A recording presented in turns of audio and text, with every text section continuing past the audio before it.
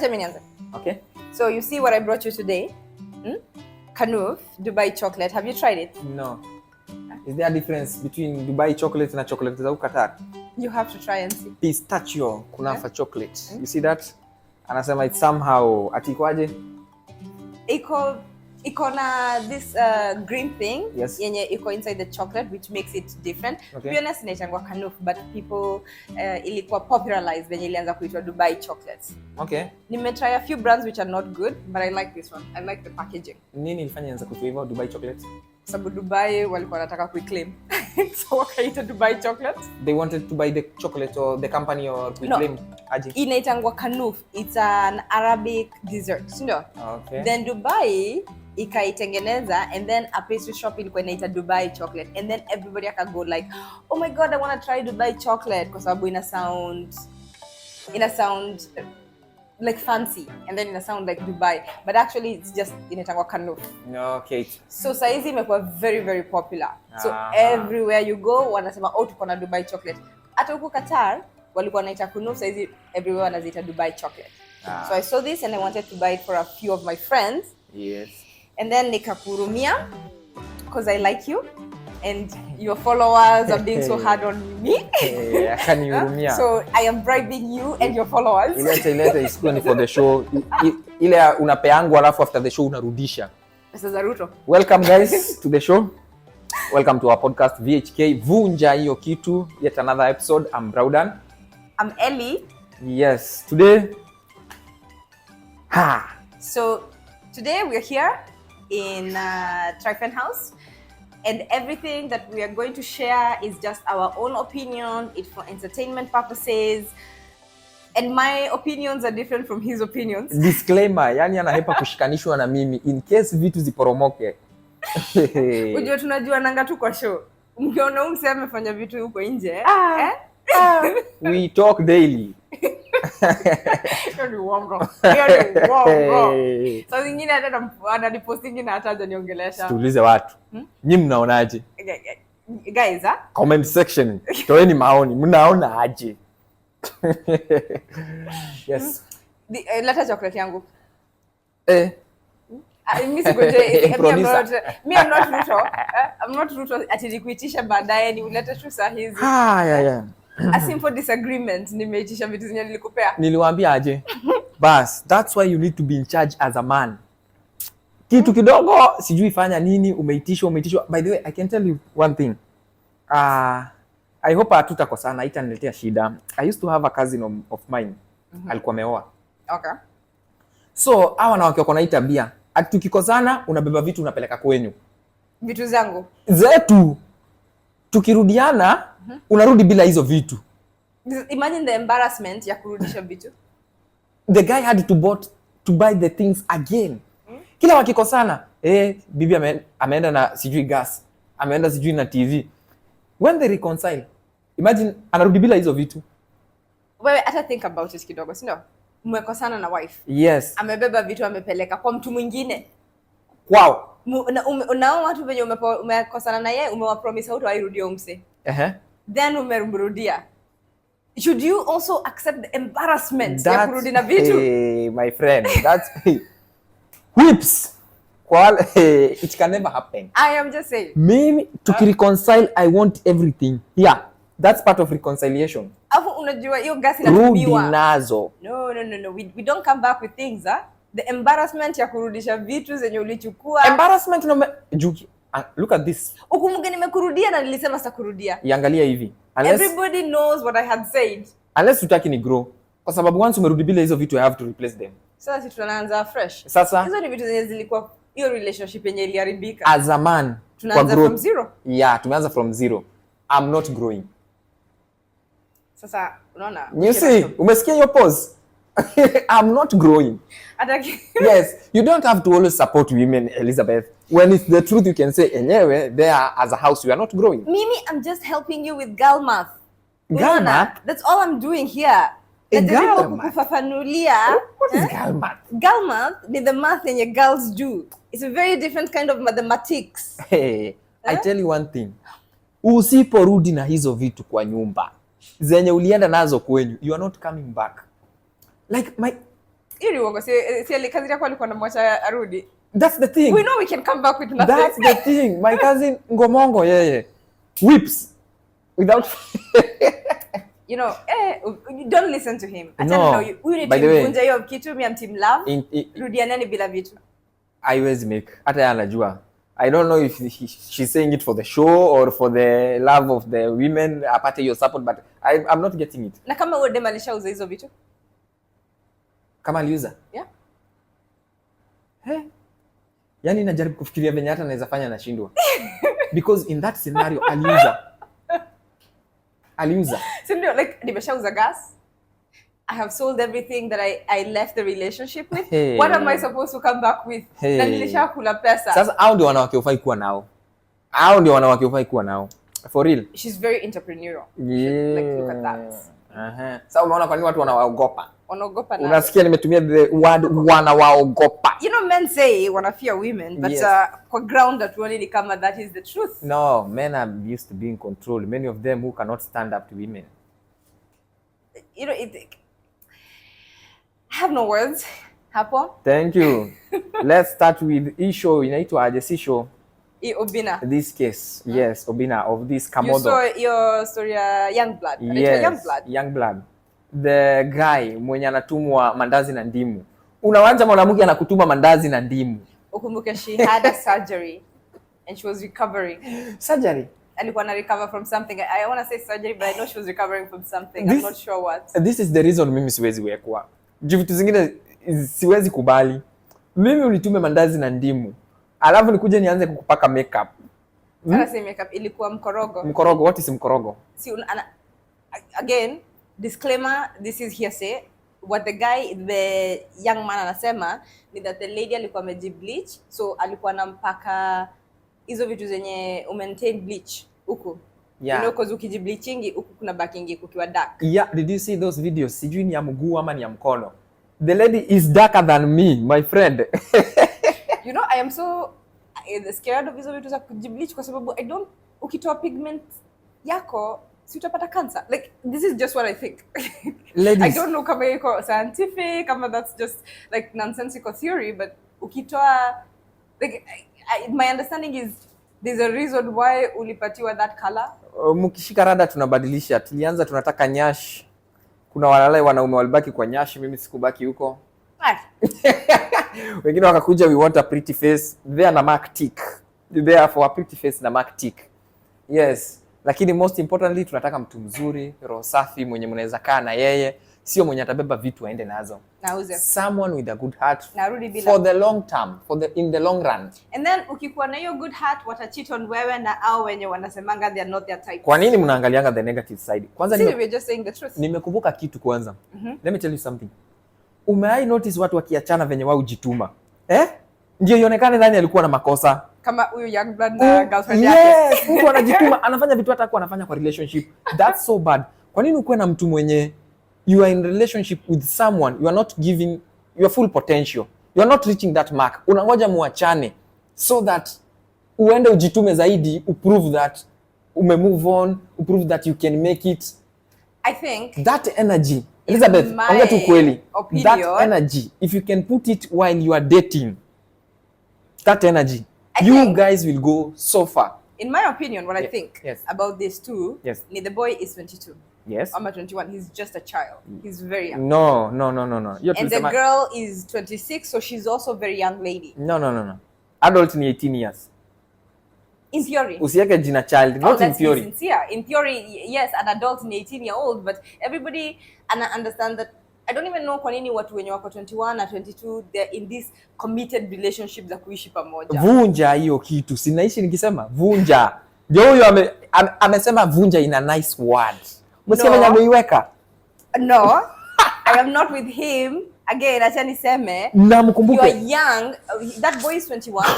He's barely begun his life. The girl is 26. Also, she has barely begun her life. Kwa nini wanaishi pamoja? Okay. I think a big part of the relationship issues ni pesa.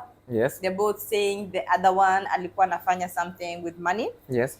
And the boy also akona a lot of issues kwa sababu he comes from the Kamodo. Yes. Kamodo family. Mama yake ni moto. In that video, hey. Madhe anatoka mbio. We have the video. We have the video. The mom, hey, we wacha tu. We wacha tu. Where is he?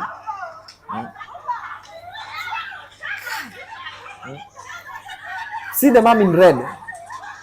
I think who is the one in the red? Kukuwa na mabibi kama hawa. Noma. Noma.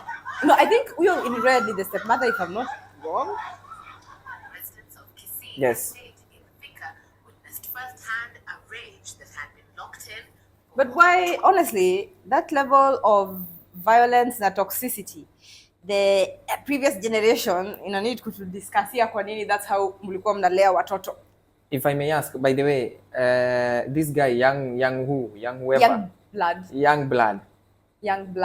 He's the mother ni mwenye alikuwa na 12 children. Yeah. Watoto 12. Kamodho, show me your ways. Show me your ways. If you you're the most.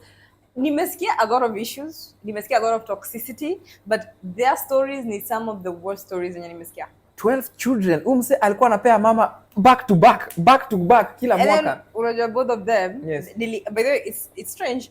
Nilienda nikapata video za baba yao. Yes. So baba yao anasema yeye it was not his fault that walizaa watoto ni mama. Na yeye mama anasema ni baba. Na yeye unasikia akisema aje? She has said it na niliwaambia, mnasema unatu attack. Alikuwa kwa kanisa yenye na brainwash. Yeah. Yeye mwenyewe amesema alikuwa kwa kanisa ina wa brainwash. Her own words. Wacha mimi nikisema mnaniattack ati sijui nini. It's her own words. Okay. The mother. Okay. She's saying it in the video.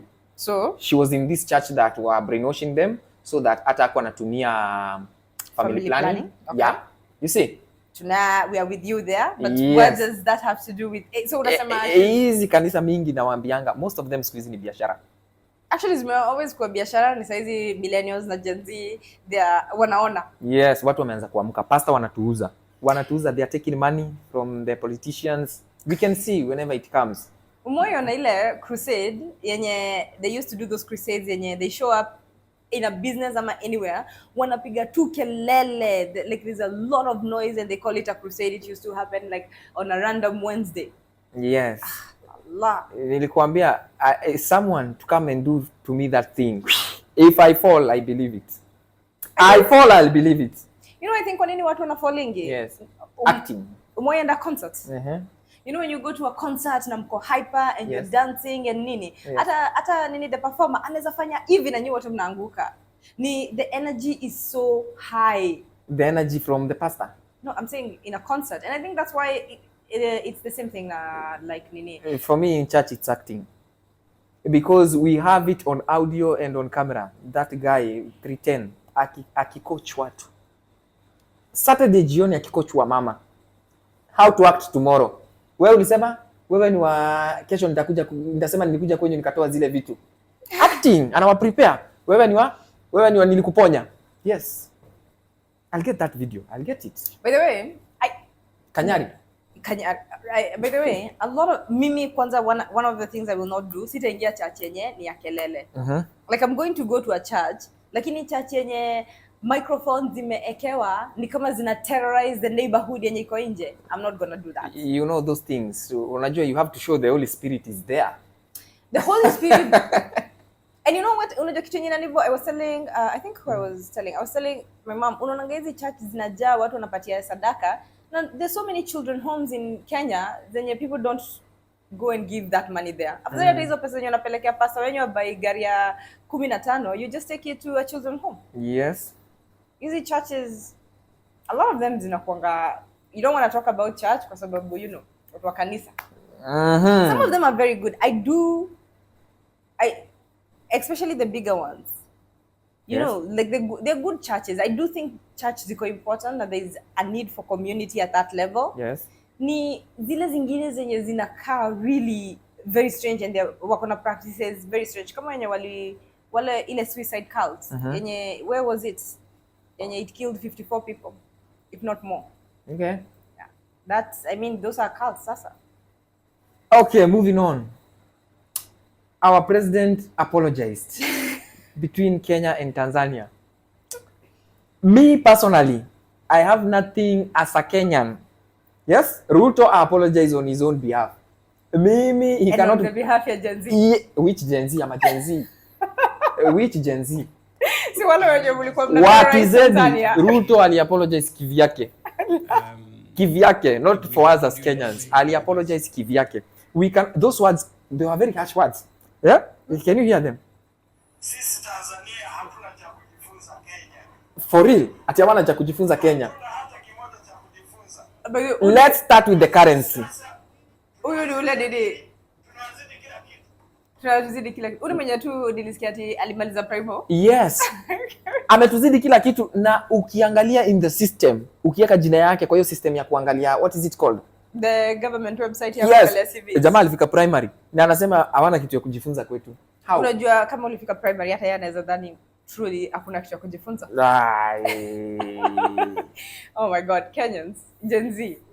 Kweli. You know the thing in Tanzania they must understand. Yes. Kenyans Yes. know how to bully Yes. their leaders. My friend, They are trained. not even leaders. Na wako na wifi. Ukiwahi ingia online uone ni Mkenya, usijaribu kubishana. Kenyans wameivisha kutroll mtu online. Mkenya anafanya kama wanaitwa aje wale suicide bomber. Hivyo ndio Mkenya anayefanyanga. He's willing to ruin his reputation to take you down. By the way, like Kenyans are very, they bullied Uhuru out of Twitter when it was Twitter, sio? Wamejaribu na Ruto every which way. Ruto haezi breathe without being trolled online. Kiatu hiyo, wala toka hapo. Like what was Tanzania thinking? These people are trained. Kama kungekuwa na war, kama wars ingekuwa zinawiniwa online, Kenya tungekuwa sisi ndio superpower. Umeona the videos? AI imefika Tanzania kweli? Tanzania, AI imefika Tanzania, mnasema hakuna cha kujifunza. AI imefika Tanzania. Akenye guys, acheni tu. Tanzanians nimewaambia, Kenyans ako willing. Yeye adedi lakini mudedi wote. If that's the only way he'll get you out. By the way, I was like, hizo crimes zenye Kenyans nilikuwa na like Gen Z walikuwa wana hack ma websites, wana hack nini. See, those are crimes zenye watafungwa. They're just not worried. How are you concerned? Like you guys mmefika place yenye you will cause a diplomatic issues. Ruto ametuangusha kwa sababu Suluhu ndio alifaa apologize. Yeye amekam in front aka apologize on our behalf. He has not apologized. You guys, you're causing a diplomatic issue. But Ruto anashindwa like, you guys, every which way. By the way, hata sijui kwa ni Ruto alikuwa anaongea. Alikuwa ameponea. Washatuona kama simp sasa. Juu tume apologize wa kwanza. Lazima. Do you see Kenyan your Gen Z walikuwa wanafanya online? Hata mimi like I was laughing. Of course I support it. Mimi Kenya. But I have a friend mwenye ni Mtanzania. Hii show ingeisha saa hii.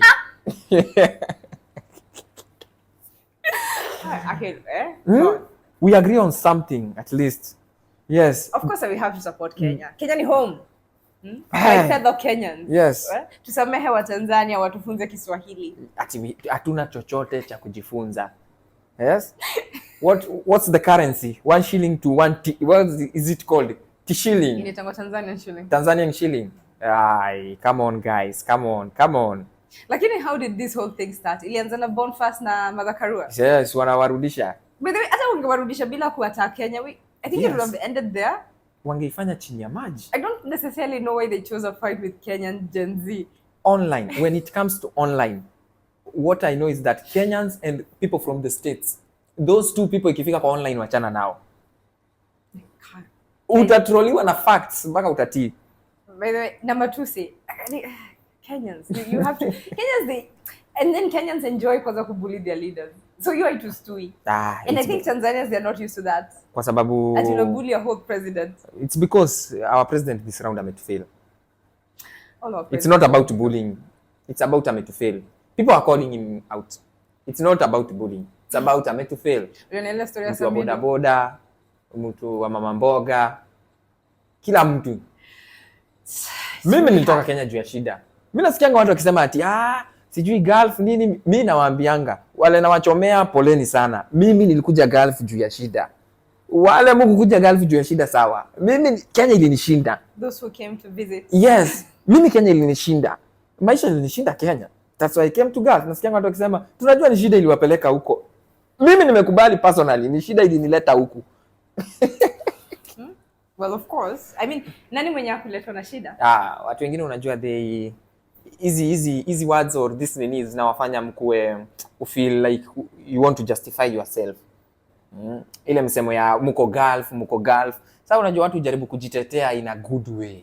Mimi nilikuja kuvisit, no. Yes, Nilikuja me kufanya not a kazi. good way. Yes.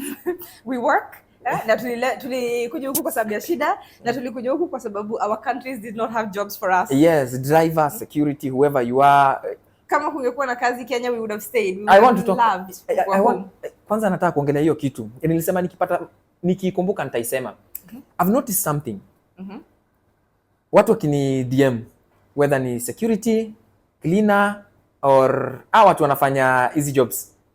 Nauliza mtu, okay, you are so and so, unafanya kazi gani? Unajua nilikuja huku Qatar, nafanya tu na kampuni nyingine. Oh, sawa. Unafanya kazi gani? Hiyo kampuni unajua hata ndio imeleta watu wengi. Okay. Unafanya kazi gani?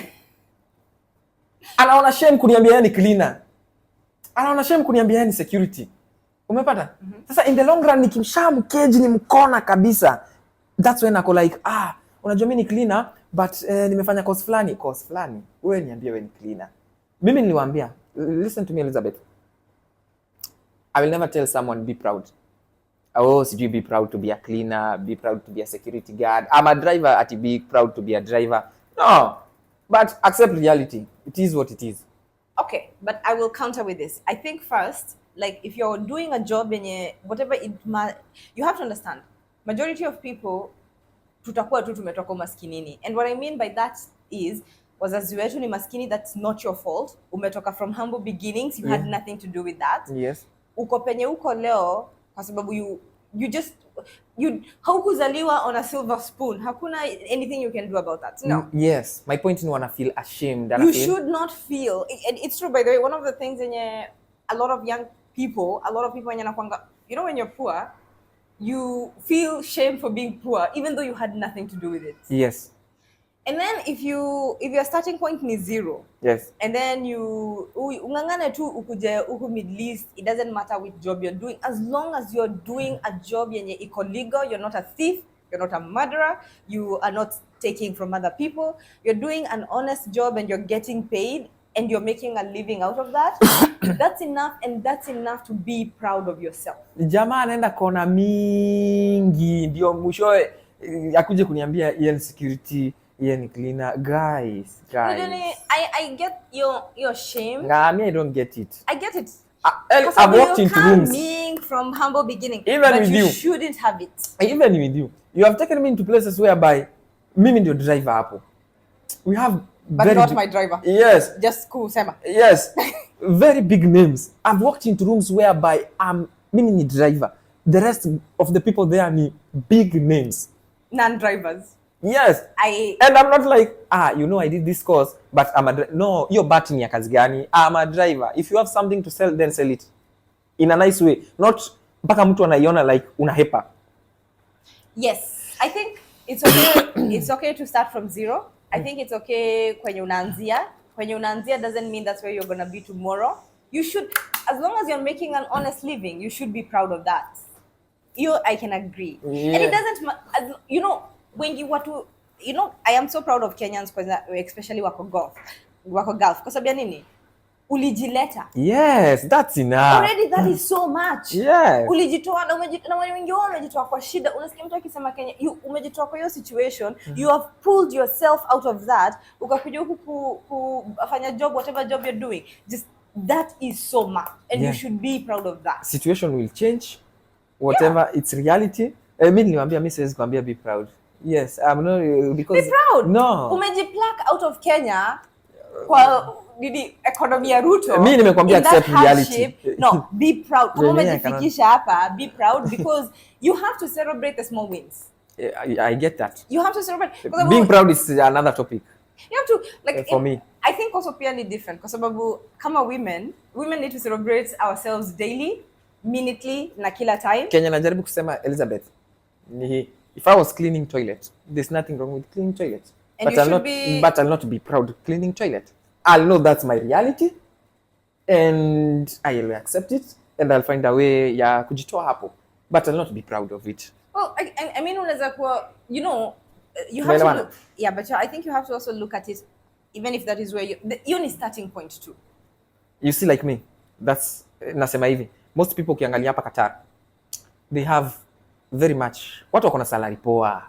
Unajua watu nje watu wajui. We have people who are earning here like 200,000 Kenya shillings, 300,000. Aya, wengine they are earning that minimum wage maybe 80, 70, 60, but wako na zinaitwa aje side hustles. By the way, Kenyans mna need kuacha kufanyanga hii calculation na shillings. Yes. Kama unaishiga kufanya hii calculation na Qatar riyals. Yeah. It's very confusing. My point as I'm continuing, wanna earn hiyo maybe mnasemanga 60, 70, 80,000 and they have side hustles. You see, you can do something. Come here. Mimi napiga hii content because hawa watu wana earn that more. They have skill set that wame build over time. Umenipata? Yeah. Me, I didn't build. Sina hiyo time. I didn't have that chance or those connections. Hao wengine maybe biashara, akona mkono biashara or whatever how it happened. Ndio akaanza venye anafanya. So pia na mimi nikaangalia, these are things that people walitumia, they build over time. So I'm doing my thing. So usikue like kitu ya kwanza unauliza mtu anakuambianga uko Gulf nakuja kulipa pesa ngapi? Kwanza mimi mtu ananiulizanga hivyo mimi ndio naandikana. I think also okay, I get the frustration with that, you know, I understand, but I also think just consider that a lot of the people when you wanakuja huku they are young people, when they don't necessarily know kuji explain or kuji express properly. Okay. Take note of that. Good. Aside from that, I feel like attacking people. I feel like attacking someone. There's this video. When he's aki-attack, he's alone. Like nataka tu mjue he is alone. Let's look at this video. Okay. Nigerian. Is it Nigerian? I don't know it's Nigerian. It's saying when you fight kupigana na wao. It's the bride tradition that the groom has to make the bride smile by spraying money, but the bride came prepared. Yes? Let me tell you something, Elizabeth. Hiyo pesa usiponirudishia after hapo. Hiyo pesa usiponirudishia after hapo. Hacheki. Hiyo pesa usiponirudishia. She came prepared. You have to return the money. Unajua? Hiyo pesa usiponirudishia, my dear. You know, I'm glad unafanya hii attack na na Kiswahili. Kwa sababu you know wanaitanga Nigerians the lions of Africa. And I don't know kama they have lions. To who? Nigerians. So hiyo ndio the other one usi attack. Come to me. Lakini wa attack na Kiswahili. No. Ona venye she's mad. She's not impressed. I'm speaking in English. Ogao. How do they call madam in Kiswahili? In their Oga is for everyone. No, Oga I think ni mwanaume. Ni mwanaume, mwanamke wanamuita aje? Madam. If you no go return that money, the honeymoon is over. Guys, najua mnapenda hiyo pesa nisiporudishiwa after hiyo nini? Hiyo pesa Elizabeth nisiporudishiwa. Why would you go through all of this process ndio uitishe pesa? Wewe achana na culture za wase wengine. You just practice your culture. Nyinyi culture yenu hata you don't like to pay dowry. Hamtaki kufanya wedding. Hamtaki mtu akihama abebe the gas yenye alinunua. Please. Yani, please do not go for Nigerians. Yani, hiyo pesa nisiporudishiwa after hiyo nini? You know Nigerians watakuuliza why, my friend? Why are you doing this? Kimeumana. Nigeria anataka kumpatia hizi pesa aende nazo. Asiwasumbui. Unajua Nigerians wenyewe wanapendanga, I think it's a big part of their culture ya kupatia wanawake pesa. I don't know. Mimi kwanza nimesema and I made it clear. Mimi nisiyako kwa WhatsApp group ya wedding. Usijaribu kuniweka kwa WhatsApp group ya wedding. Hiyo maneno ya Kenya mko na 40k alafu budget ni 650,000.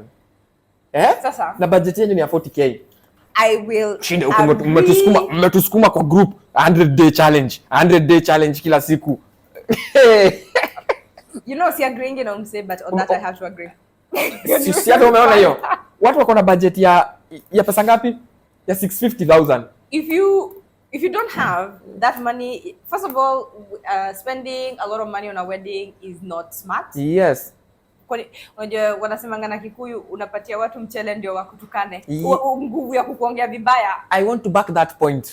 On your wedding day. Mimi chakula kwa harusi yangu kama nitafanya harusi. Chakula ni ya mama yangu, baba yangu na watoto si watoto na my family, siblings. Pande ya kina bibi, baba, mama na wengine wote, mtu akuja ameshiba.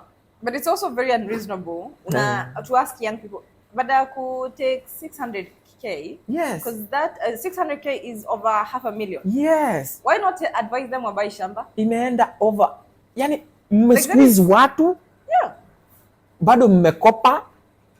You're starting marriage. Ai. By the way, if someone was to add me kwa group ya marriage, si ndio? Waseme unajua ni aje, we are a young couple and we are trying to start our life together and we are trying to raise money baada ya ku have a big wedding yenye we are just spending nini, we would like maybe to buy a house or something. I would even be more happy to contribute to that than to contribute to money ndio we invite watu wakule. It just all of that for me seems a bit ridiculous. Like that is a lot of money to waste for a day. And what is it with African about the big weddings? Because I think in white people we have had so many scenarios whereby even it they was, do that. It was Even they do that. yes, it was. I don't. They do that. I'm not disagreeing, but over there I've had so many situations whereby the wedding was small. You can they do choose the intimate weddings, but a lot of them. What do you mean by intimate weddings? Intimate weddings inakuanga like maybe mnaenda kwa beach. Yes. Groom, bride, and a Yes. few other people. But I also Yes, think that one. but wengi pia wanaendaga the big weddings as well. Wedding is a big business around the world. Unajua, for example, Indians wanafanyanga hizi destinational weddings. Ya Wahindi imezidi. Si unajua lazima wa dance hapo siku nzima. Hizi za siku. Si siku moja masiku. How was yours? Was yours a big wedding? Mimi mwenye nimesema siwezi toa hata shilingi moja nipatie watu mchele. My people. my people. Me, I have to be sincere. My honest truth ni ati I would not spend more than 50,000 shillings on a wedding. 50. 50k. Yeah, you are good. Kwa sababu You are generous. like 50. 50k. Unajua, actually miss it hata nisidanganya. I don't believe in weddings. I just don't. I think it's a lot. You're a young couple. Hizo pesa put it towards something Basi ndivyo nimesema saa hii ukaniruka. No, I have agreed with you on this point. Ikiwezekana saa hii inafata ile adio na ikifikia hapo, men, I don't think men should get married nowadays. Okay, no, so they have a lot more to lose. They have a lot more to lose nowadays. They have a lot more to lose. Then don't even buy a car kwa sababu unaweza ingia kwa gari uanguke No. nayo. Don't do anything. There's a statistic. Everything iko so risky. There's a statistic with an American company whereby they are saying skydiving. Unajua ile skydiving yenye mnarukanga? Yeah. Chances of you of it failing, you hit the ground. It's 0.01%. Okay. Marriage, chances of it ianguke 56%. But hiyo ni marriages So I'd rather skydive every day. But hizo ni statistics Na Kenya basi. Imeachania mbali na Kenya. Kenya. And then acha nikwambia kitu kingine yenye unaona marriages za western world ziko very different from marriages za kwetu. How? Marriages za western world Right now we are copying the Western. No, I'll tell you why. Yes. Sisi we're not protected by the states. Protected. What I mean is, You call that protection? No, in America, ukiachana na msee, huo msee atakutake care of. Like there's going to be a divorce. Na government ita step in kama mko na watoto iseme you need child support, you need spousal support. Hizo zote you are entitled to them. Si ndio? Entitled. Na umeona inaenda aje? Wanasema uko entitled in America. Yes, wanataka in western countries. Wanataka kuipatoa, but I'm saying they have it. In Kenya, Kenodia anamkanga asubuhi ana pack vitu anaenda anaanza another family. Ngomongo. Ama anakuambia yu kanyaga. Yes. Na watoto wako unaenda Yes. kuwalea peke yako. Nimefurahia amesema the word from their tribe, Kenodia. Mrema people niliwaambianga. This is why most Kikuyu ladies they are so single. We have so many single mothers. In Mount Kenya, why? I'll tell you why. Mount Kenya ladies, they are not open to date people from other tribes. You get it? Maheni. They are not ready. Siuliza mtu yote from Mount Kenya. I am from Mount Kenya. Siku hizi ukikutana na demu kitu ya kwanza amekuuliza, wewe ni kabila gani? Wewe ni kabila gani? Kwa sababu everybody else. Na yule mwenye ako willing amekupenda genuinely. Anaogopa sasa atachekelewa kwao. Umenipata? So, Kikuyu men have more than enough on their plate. More than enough. Yes, kwa sababu Mimi nyingine wako nayo. si ndio hiyo? What is more than enough? Sasa kama niko na mademu 5 wasafiri wananitaka kwa sababu hawezi uoa mtu mwingine wa kabila lingine, si nikuwapea mimba mmoja. Kwa nini una assume kuna more men than women kwa tribe ya Wakikuyu? I don't know if I'm wrong, but all I know is that men wako na more than enough. Hata women wako na more than enough? How? Nani wanalia? Unasikia men wakilia? Si women ndio wanalia? Yes, men ndio wanalia, wewe ndio kwa pombe.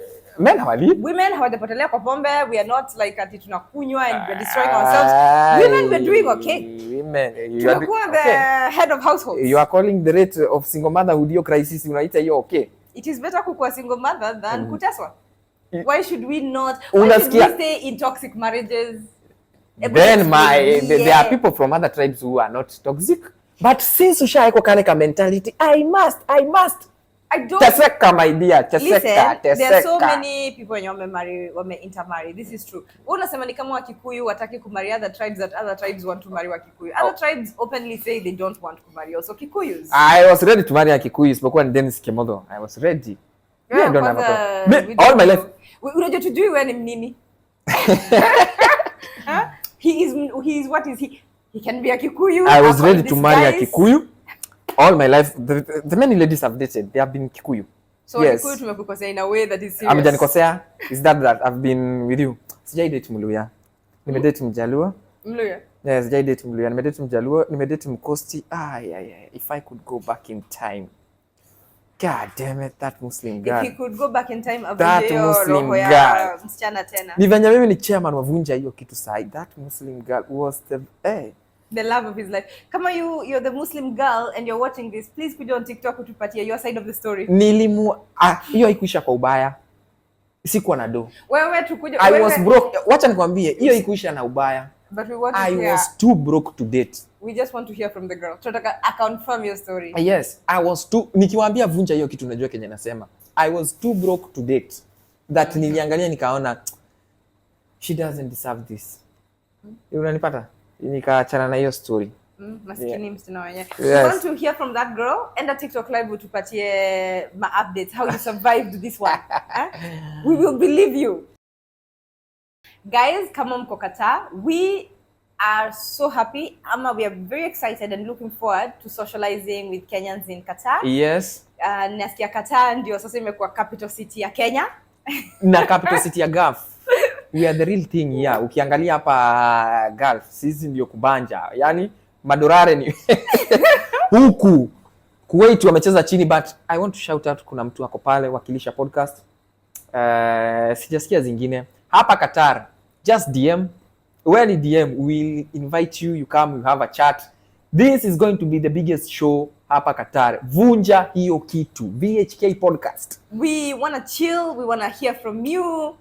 Really DM us na mtuambie. As of June, we want to be hanging out with Kenyans and looking forward to meeting a wide variety of Kenyans. Yes, every Saturday we are having a show here, so we'll be sorting you guys. Unani DM hapo. You know, yesterday I was with Kenyans. Yes, at Browdan Haynes YouTube. Subscribe, follow and share. Tunawatengenezea hiyo YouTube, and you can follow her on TikTok at Elsie Elizabeth Wambui. Nasikia mwenye anasema Wambui. Mnajua, you must know nimetoka kwa mlima. Have I dated a Wambui? I've been with Wanjiru. Don't shake my mother. Well, buskiza. Unipatie. Like, do a passing of the video ndio nione. This is the husband. Umesikia venye amesema? This is the husband. I'm the husband in the pocket, but he's the husband. I put it on. This is my husband, but I'm the husband in the pocket. He's the husband in the munjurus. Yeah. Unaongea vibaya. Kai, unaongea vibaya aje baby tena? Naambia watu wangu unataka niwadanganye. Haya, he's the husband all the way. Pocket and munjurus. Yes. Oh, this poor boy, and he's so young. He's the husband in the munjurus. When it reach a point whereby mwanamke anakuongelesha hivyo, nashindanga nikiwaambia vunja hiyo kitu. This is what I'm talking about. Wacha kuingia kwa relationship kama una pesa mwanaume. Wachana na relationship kama una pesa. Can you listen to those words? I'm the husband in the pocket. He's the husband in the mujulus. Yani wewe anamaanisha isipokuwa tu mechi. You know, That person has nothing to offer. I'm going to advise a different group of people. Yes. Let me advise parents. Yes. Me, I am a big sister. Yes. If my brother, akiwa 21 years old, 19 years old, 22, 23, Yes. he was to attempt to live with a woman, I would be very against it and I would advise him harshly. We need to tell young people, you're 21, you're 22, you're Yes. 20 something. Wacha kuishi in a relationship yenye mnakosha vitu. It doesn't make sense. You're a child. Yeah, madharau inakujanga with time. Yeah, especially like if you're a parent na mtoto wako is a 21-year-old, yeah, whether it's a boy or a girl, na wanaishi na mtoto, just like, this is nonsense. Tell them it is nonsense. Wanasemanga a man of his word, see a woman of his word, of okay. her word. So why? Women cannot give you their word because they act upon their feelings. Zikibadilika anabadilika. I was simnaona, you guys, you can witness it. Unanisikia? So usiwache mwanamke akupromise ati let's go on. Ukipata do, I promise you. Once a feeling change, hiyo promise imepotelea. I can tell you guys. Acha niseme hivi. You guys, simeona? Mimi I was like, nimesema vizuri that young people should not stay together, whether ni boys or girls.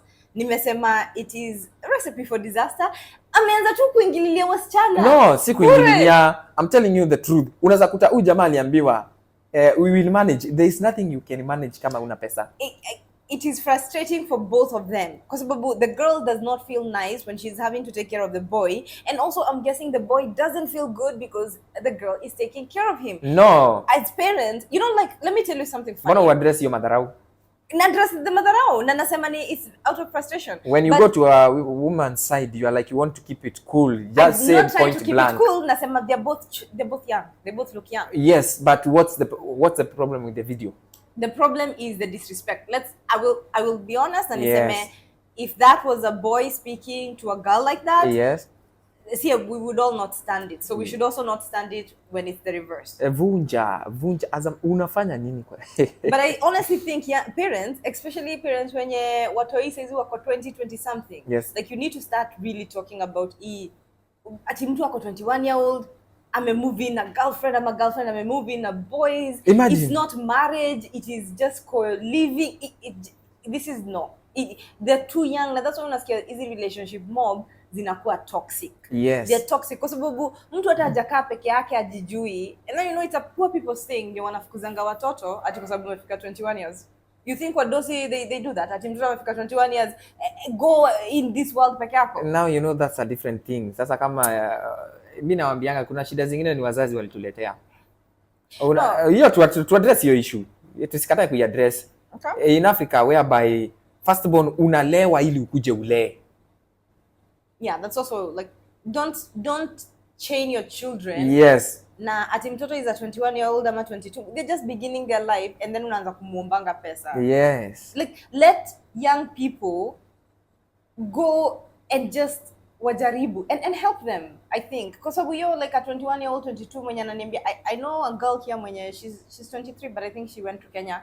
Mwenye alikuwa ananiambia she was paying for like 5 of her siblings. Imagine firstborns wanakapitia. Hebu look at this. That's why mimi nawaambianga mimi siwezi anza na kujengea wazazi. Mimi personally nawaambianga hivyo. Imagine this. Maybe you are 20 something ndio umepata job. You spend the rest of that decade ya kutoka 21 to 30 kusomesha your siblings na building for your people, kujaribu kuwatoa maskini. By the time you are 30, sasa wewe mwenyewe uko na familia.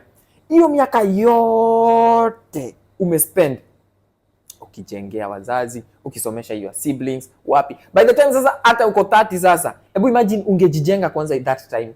Okay. Now you have more than enough. I agree with what I agree with that part of the statement. Yes, and I filter kwa sababu si mwanaume. As you are young, as you are 21, 22, 23, 24, yes. 25, even I will say 26. Yes. Those are the years yenye you should be pouring into yourself and investing on yourself. Yes. But if later on we are still Africans and you want to take care of your I family agree with that. later on, Yes. I was not against that. I think it's admirable. I think it's very admirable. Yes, I agree with But that. after where your cup is full. Not Yes, before. that's what I was saying. But the worst, after we forget taking care of parents, I'm telling you, I think a lot of these relationships zenye unasikia 22 anaishi na mwenzake mwenye ako 23, wameenda ati wanaishi ka single room, wanaanza maisha. It is actually ridiculous. Aye. This is ridiculous. 22, 23, that's when unafaa kukua you are a bird. Unaweza fly anywhere, unaweza ishi in a foreign country, unaweza enda anywhere and you try. You should not be settling 21, 22, 23 ati mnaishi and then both of you are poor and then you create another human being. Whip them. Watu wanafaa wapewe kiboko bana. Hey, how? Oi, producer anatuweke hiyo kitu. Inafaa tuweke nyahunyo hapo. We'll download it. We shall not. Tunaanza na Dennis Kemodo. We are not whipping. Alafu tunaenda kwa wale wanaume wenye whip them. Sisi ni Christians. We are going to be forgiving. Nyahunyo should be a daily thing kwa hii show. Yes, hapa nyahunyo itakuwa a daily every Saturday. Niliwaambia mtu akimisbehave mnaniita hapo. Nyahunyo, tag me there, okay? All those Kenyans, when they see me out and about, they know he doesn't come. Unajua? So you know he doesn't come. I was busy. Watu mlienda Sila. It's not Sila. Where was Ilikuanga it? Cornish. Tell us about the event. Ilikuanga my friend Balozi, he had an event. Yes. Ilikuanga, he has a group of Kenyans. Yes. Where he tries to arrange every Friday they meet and they socialize. Yes. Inaitwa Positive Vibes. It's a good group. It's a good group. It's and the then, second time I've missed. I'm sorry, guys. I was trying to set up all this with the edits. Imetukimbiza. And then we went to his alikuanga Hyatt accommodation. Yes. Where we had the first meeting talking. Okay. And then waka decide kwenda museum. Okay. Tukapata imefungwa. Okay. So we ended up going to the Cornish. Uh-huh. We went on a boat ride and it was fun. Kenyans are nice. And these Kenyans, we are very particular. We have to take one, a boat ride. Unaona, like utaki kujoin group yenye inaenda. You know what was happening. Stop.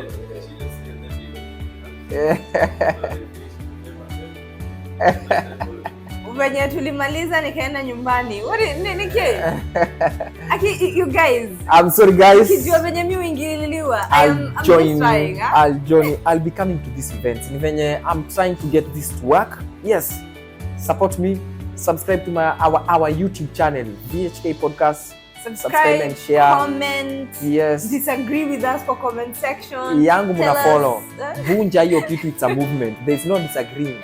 It's either you are in or out. Mimi niko team love, so you don't leave this one alone. Subscribe, talk to us, and we hope that you guys mtakuja and hang out with us. Yes, you're welcome. Okay. Kiboda kangapi? That's a wrap.